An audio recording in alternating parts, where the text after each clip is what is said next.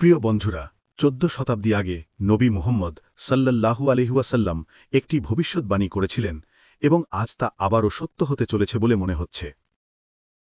এমন একটি নিদর্শন আবির্ভূত হয়েছে যা অনেক ইহুদি পণ্ডিতকে ভীত ও অস্থির করে তুলেছে।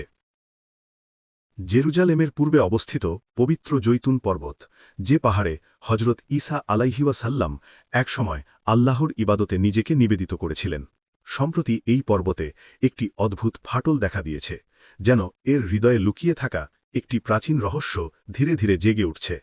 এটি কি সেই নিদর্শন যা ভবিষ্যদ্বাণী করা হয়েছিল?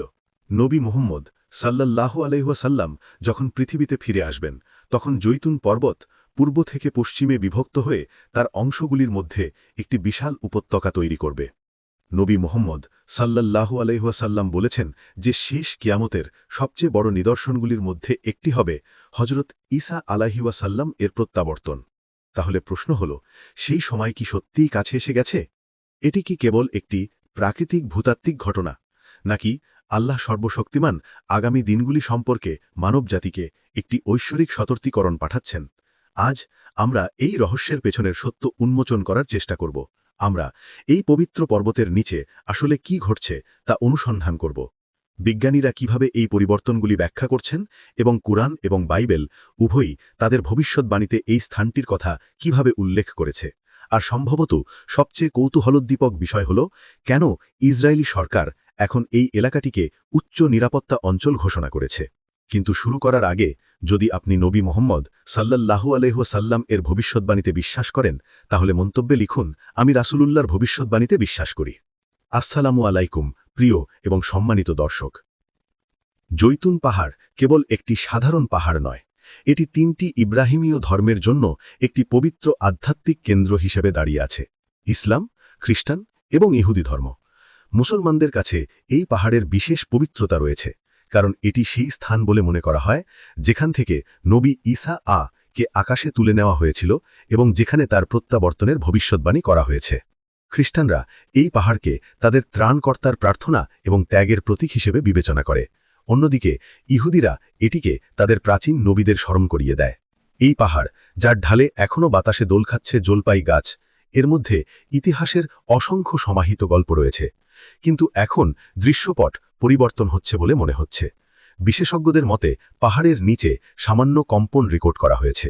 কিছু বিজ্ঞানী বিশ্বাস করেন যে এই নড়াচড়া ভূগর্ভস্থ জলের স্থানান্তর বা পাথরের স্তরগুলির মধ্যে চাপের কারণে ঘটে।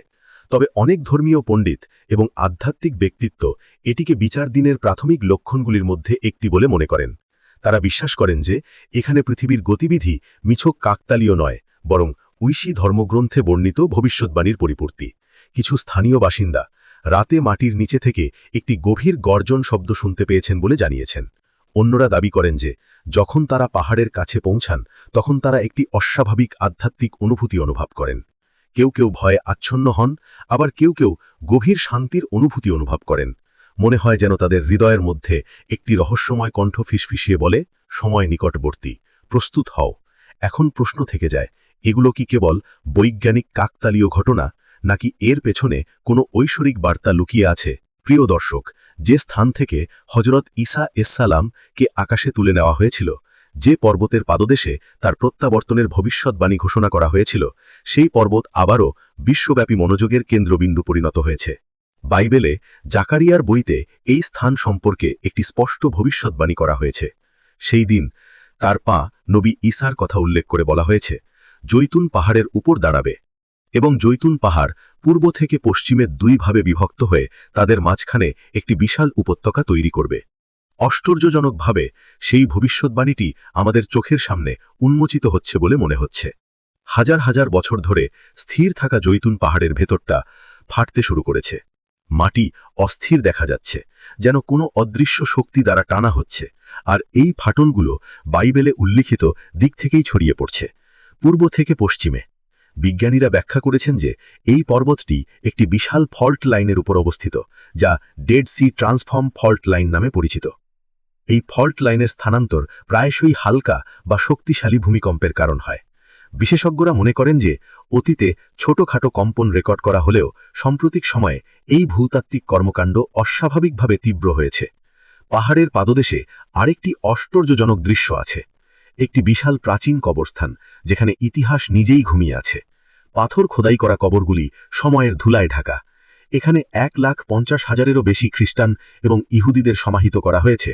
তারা সকলেই একটি একক বিশ্বাসে ঐক্যবদ্ধ যে যখন প্রতিশ্রুত মসীহ ফিরে আসবেন, তখন তাদের আত্মা প্রথমে এই স্থান থেকেই পুনরুত্থিত হবে। প্রিয় দর্শকরা, জৈতুন পাহাড়ের ঠিক বিপরীতে দাঁড়িয়ে আছে আরেকটি রহস্যময় ল্যান্ডমার্ক, একটি দরজা যা শতাব্দী ধরে সিল করা আছে, তবুও সরাসরি পাহাড়ের দিকে মুখ করে আছে। এটি সোনালী দরজা নামে পরিচিত। এই দরজাটি জেরুজালেমের প্রাচীরের অংশ। বাইবেল এবং ইসলামিক বর্ণনা অনুযায়ী নবী ঈসা সালাম ফিরে আসার পর এই দরজা দিয়েই জেরুজালেমে প্রবেশ করবেন। ঐতিহাসিক নথি অনুযায়ী মুসলিম শাসনকালে এই দরজাটি স্থায়ীভাবে বিশাল পাথর দিয়ে বন্ধ করে দেওয়া হয়েছিল, কারণ ইহুদি এবং খ্রিস্টান উভয়ই বিশ্বাস করত যে মসীহ এই দরজা দিয়ে প্রবেশ করবেন। সম্ভবত শ্রদ্ধা বা ভয়ের বশে মুসলিম শাসকরা এটিকে ঐশ্বরিকভাবে নির্ধারিত সময় না আসা পর্যন্ত সিল করে রাখার সিদ্ধান্ত নিয়েছিলেন। আজও সোনালী দরজাটি সিল করে রাখা হয়েছে, এর মুখ সরাসরি জৈতুন পাহাড়ের দিকে, সেই পাহাড় যেখানে এখন ফাটল দেখা দিতে শুরু করেছে। প্রিয় দর্শকরা, এই খবর বিশ্বব্যাপী ছড়িয়ে পড়ার সাথে সাথে, বিশেষ করে যখন ফাটলের ছবি প্রকাশ করা হয়েছিল, তখন ইহুদি ধর্মীয় মহলে ব্যাপক আলোড়ন সৃষ্টি হয়েছিল। রাব্বি এবং ধর্মীয় নেতারা গোপন বৈঠকের ডাক দিয়েছিলেন। তাদের মুখে ভয় স্পষ্ট ছিল, কারণ তারা বুঝতে পেরেছিলেন যে যদি জৈতুন পাহাড় সত্যিই বিভক্ত হতে শুরু করে, তাহলে এর মানে হল প্রতিশ্রুত মসীহের পৃথিবীতে অবতরণের সময় এসে গেছে। ইহুদি ধর্মগ্রন্থ স্পষ্টভাবে বলে যে যখন তাদের মসীহ আবির্ভূত হবেন, তখনই একটি বিশাল যুদ্ধ শুরু হবে। এটি হল আরবি ভাষায় মালহামাত আল কুবরা নামে পরিচিত একটি যুদ্ধ, যা পৃথিবীর ক্ষমতার ভারসাম্য পরিবর্তন করার জন্য যথেষ্ট শক্তিশালী একটি সংঘাত। বাইবেল এবং ইসলামিক বর্ণনা উভয়ই একমত যে এই যুদ্ধের সময় হযরত ঈসা আলাইহি ওয়াসাল্লাম আকাশ থেকে অবতরণ করবেন। তিনি পৃথিবীতে তার অনুগত অনুসারীদের নেতৃত্ব দেবেন এবং দাজ্জালকে পরাজিত করবেন। এই মুহূর্তটিই হবে সেই মুহূর্ত যখন নিপীড়নের অবসান হবে এবং ন্যায় বিচার শুরু হবে। এই বিষয়টি ইসরায়েলি সরকার এবং ধর্মীয় কর্তৃপক্ষকে নাড়িয়ে দিয়েছে। তারা আশঙ্কা করছে যে যদি এই ভবিষ্যৎবাণীগুলি প্রকাশিত হতে শুরু করে, তাহলে তাদের সমস্ত ধর্মীয় এবং রাজনৈতিক পরিকল্পনা অর্থহীন হয়ে যাবে। এই কারণে ইসরায়েলি গোয়েন্দা এবং সামরিক ইউনিটগুলি জৈতুন পর্বতের আশেপাশের এলাকাটিকে উচ্চ নিরাপত্তা অঞ্চল ঘোষণা করেছে। প্রতিটি গতিবিধি নিবিড়ভাবে পর্যবেক্ষণ করা হচ্ছে, ভূগর্ভস্থ সেন্সর স্থাপন করা হয়েছে এবং উন্নত সরঞ্জাম ভূমিকম্প কর্মকাণ্ড ট্র্যাক করে। প্রতিবেদন ইঙ্গিত দেয় যে রাতে নিরাপত্তা কর্মীরা এলাকায় টহল দেয় এবং কোনো বিদেশি বা স্থানীয় পরিদর্শককে পাহাড়ের নির্দিষ্ট অংশে প্রবেশ করতে দেওয়া হয় না। একজন বিখ্যাত ইসরায়েলি রাব্বি তার মৃত্যুর কিছুক্ষণ আগে একটি আকর্ষণীয় বিবৃতি দিয়েছিলেন। তিনি বলেছিলেন যে যেদিন জৈতুন পাহাড় কাঁপতে শুরু করবে, জেনে রাখো যে পৃথিবী তার চূড়ান্ত বিচার দিচ্ছে। আপনি যাকে মসীহ মনে করেন, তিনি আপনার ত্রাণকর্তা নন, বরং আপনার ধ্বংসের চিহ্ন। আজ এই কথাগুলি জীবন্ত বলে মনে হচ্ছে। অনেক ইসরায়েলি নাগরিক এই পবিত্র পাহাড়ের কাছে যেতে ভয় পান। স্থানীয়রা রাতে মাটির নিচে থেকে অদ্ভুত ফিসফিসানি এবং গভীর গর্জন শব্দ শুনতে পাচ্ছেন বলে জানাচ্ছেন। হে বিশ্বাসীরা, এটি গভীর প্রতিফলনের জন্য একটি মুহূর্ত। পৃথিবী সাক্ষী দিচ্ছে, আকাশ নীরব কিন্তু সতর্ক। মানবজাতি একটি মহান দিনের অপেক্ষায় দাঁড়িয়ে আছে, সেই দিন যখন সোনালী দরজা নামে পরিচিত পবিত্র দরজাটি খুলে যাবে এবং নবী ঈসা আলাইহি ওয়াসাল্লাম এর মধ্য দিয়ে জেরুজালেমে প্রবেশ করবেন। তখন বিশ্ব একটি নতুন যুগে প্রবেশ করবে।